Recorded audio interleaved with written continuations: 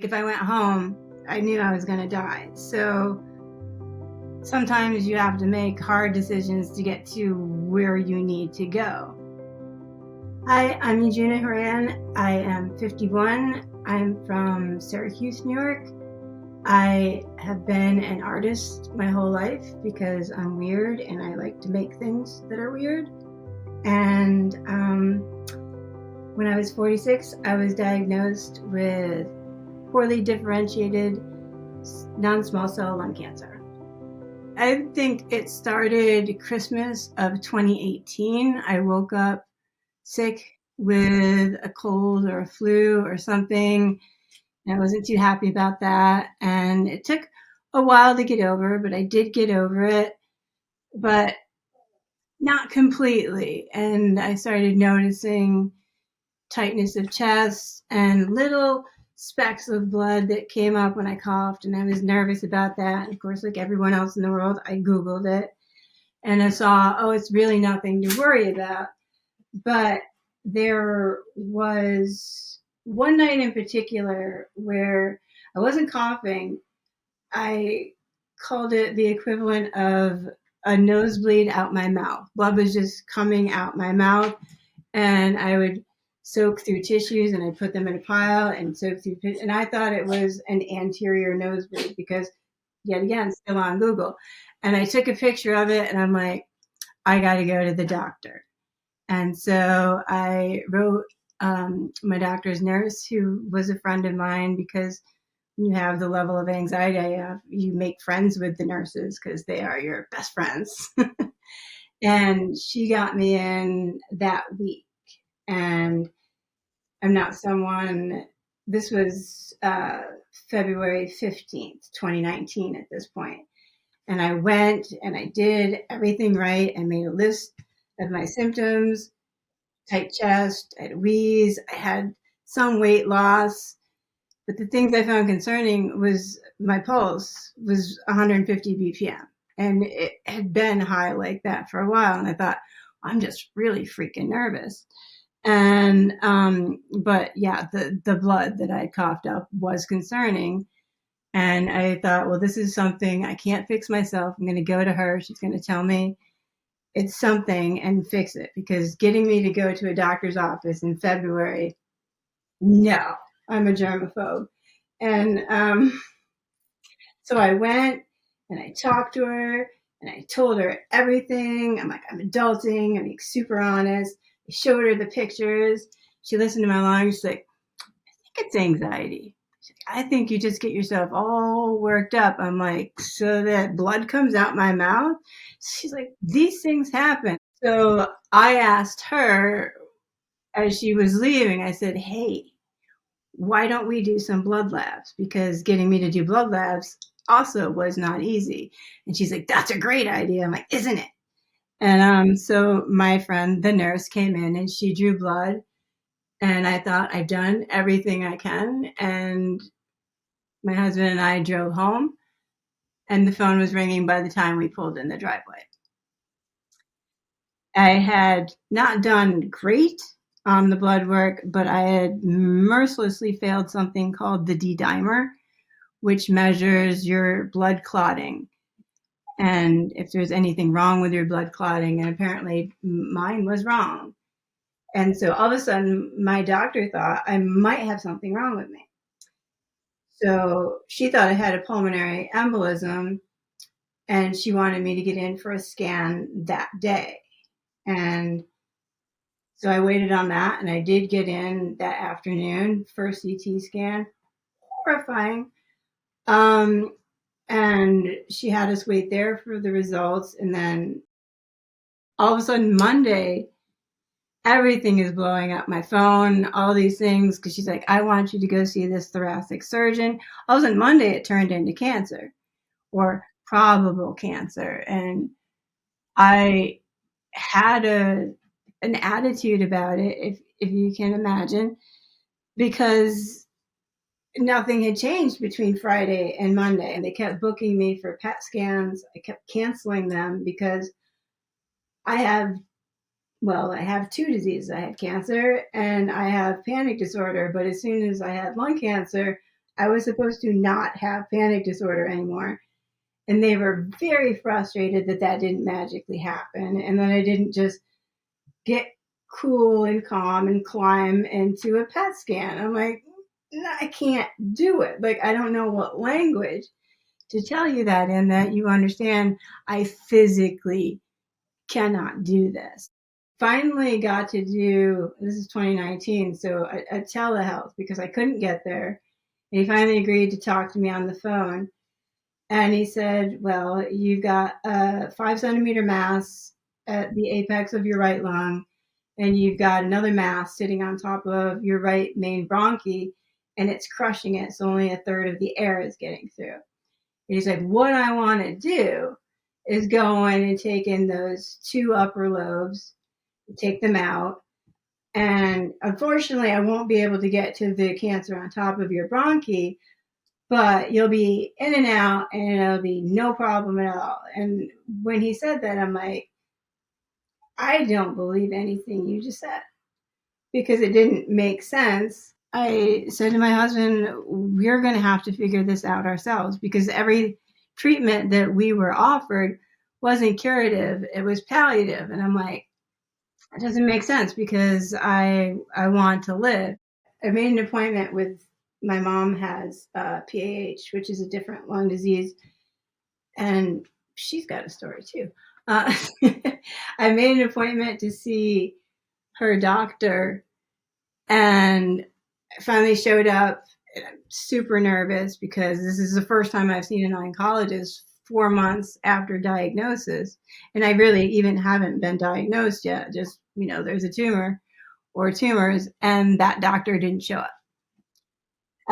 But a different woman who I would take a journey with, as we say, was there, and she agreed to see me. And she saw me for about 2 minutes, then she admitted me. And I spent some time in the ER. In there, I finally got the biopsy that had sort of been at the top of everybody's mind for a while, because this doctor wasn't sure if it was lung cancer or lymphoma. And I did the biopsy. It really sucked. And when it came back, it was useless, because they said they hadn't pulled any useful tissue. And later, when I got my files, when all was said and done, it was because they had biopsied the wrong lobe of my lung. Oops. So they're sort of blaming it on me, like, you didn't give us any useful tissue, so we don't know. We won't do radiation. We don't really know what to treat you with. So at that point, the tumor had grown through my bronchi and was growing over my trachea. So my doctor, my new oncologist, said, I want to start chemo, and I want to start it today. And I said, no. And she said, well, I want you to think about that, because she's like, do it, don't do it, I don't care. If you do it, you probably have 3 months. If you don't do it, you have a month. And so I thought about it, and along with panic disorder, I have something called emetophobia, which is a pretty severe phobia of vomiting. I was always somewhat hesitant of the chemo, but I couldn't figure out how to get out of where I was, because at this point I couldn't walk anymore. Like I said, I am 74 pounds. I am not. Everyone is treating me like I'm dying, and I was really confused by that, because I hadn't seen anyone. They're all sort of like, it's over, except for one hospitalist that was just in, and he happened to be on his last rotation, and he was amazing. But he went in there and he got down on his knees and he would talk to me and hold my hands. He's like, you got this. He's like, this is just a chess game. He's like, you just have to win. And he said, it's all up here. He said, it's all, and he was the first person to just give me hope and say that he thought I could do it. So ultimately that and being out of choices and my mother and my husband staring at me saying no chemo made me change my mind. And because I didn't have a plan B, like if I went home, I knew I was going to die. So sometimes you have to make hard decisions to get to where you need to go.